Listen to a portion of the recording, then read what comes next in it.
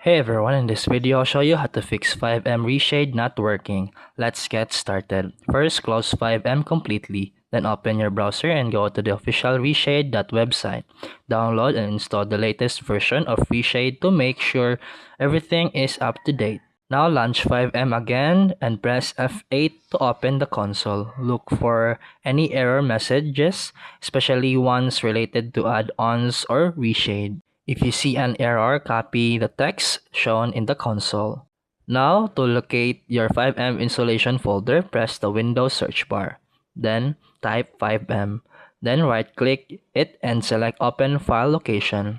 Then, right-click it again and select Open File Location once more.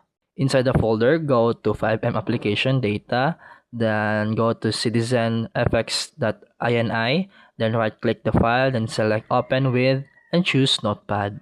Then paste the error text you copied earlier into this file. Then click File, then Save and Close. Now, open the FiveM again. If everything is done correctly, you should see a message saying ReShade is installed successfully.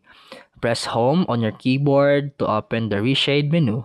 And that's it for today's video. If you found this helpful, please like and subscribe for more videos. See you in the next one.